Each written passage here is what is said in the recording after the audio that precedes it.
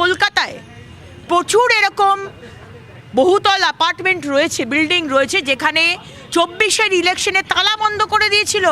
আজকে যাতে ভোট গ্রহণ কেন্দ্র না হয় এই বিল্ডিংয়ের ভেতরে, মমতা ব্যানার্জি অলরেডি স্ট্র্যাটেজি শুরু করে দিয়েছেন। আজকে বিল্ডিংয়ের অ্যাপার্টমেন্টের সেক্রেটারি বা কমিটিকে দিয়ে চিঠি লেখাচ্ছেন যে আমাদের এখানে ভোট গ্রহণ কেন্দ্র দরকার নেই। সুতরাং আমরা বুঝতে পারছি মুখ্যমন্ত্রী সঠিকভাবে যাতে ইলেকশন না হয়, অ্যাপার্টমেন্টের মধ্যে বুথ কেন্দ্র হতে দেবেন না। এগুলো কেন আপনি করছেন? বাংলার মানুষের কাছে জলের মতো পরিষ্কার। সরকারের এবং স্পেশালি মুখ্যমন্ত্রী এবং তার আশেপাশের মানুষদের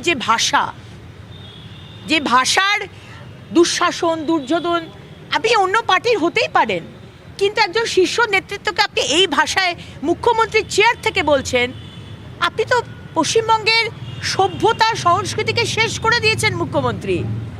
আপনি হয়তো 4টে ক্ল্যাপ পান, আপনি বলেন এবার খেলা হবে না, এবার ফাটাফাটি হবে।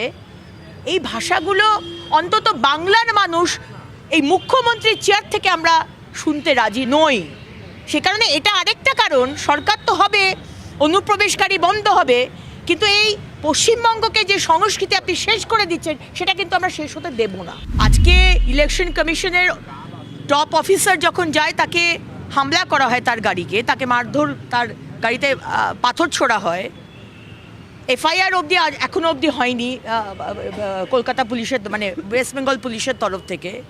প্রতি বিষয়ে আমরা দেখেছি মমতা ব্যানার্জি মানুষকে উস্কানোর চেষ্টা করছেন। আজকে আপনি যুদ্ধ ঘোষণা করছেন কার এগেনস্টে? আপনি ভারতীয় না পাকিস্তানি যে আপনি ভারতবর্ষের সংবিধানের এগেনস্টে যুদ্ধ, সাংবিধানিক বডির এগেনস্টে যুদ্ধ, গণতন্ত্রের এগেনস্টে যুদ্ধ? সুতরাং বাংলার মানুষ বুঝছে যে আপনি কি করতে চাইছেন এবং কেন করতে চাইছেন। অভিযোগ কেন হচ্ছে অভিষেক ব্যানার্জি? ভুয়ো নামগুলো কাটা হয়েছে বলে অভিযোগ, মৃত ব্যক্তি, ডুপ্লিকেট, শিফটেড, রোহিঙ্গা অনুপ্রবেশকারীর নামগুলো কাটা হয়েছে বলে অসুবিধা হচ্ছে। আপনি যেতেই পারেন, কিন্তু ইলেকশন কমিশন তো বলেছেন যে কোনো কমপ্লেন থাকলে ইলেকশন কমিশনকে জানাতে। কোনো জীবন্ত ভোটার যে বেঁচে আছেন তার নামটা কাটা হয়েছে, আপনি ইলেকশন কমিশনকে কমপ্লেন করুন। আপনি আদালতে যেতে পারেন। যারা আমাদের সুযোগ সুবিধাগুলো কেড়ে নিচ্ছিল এতদিন, তারা আর কাটতে পারবে না। এটা তো আপনাদেরও সমর্থন থাকা দরকার। তাই আপনি যেতেই পারেন, তাতে কোনো অসুবিধা নেই।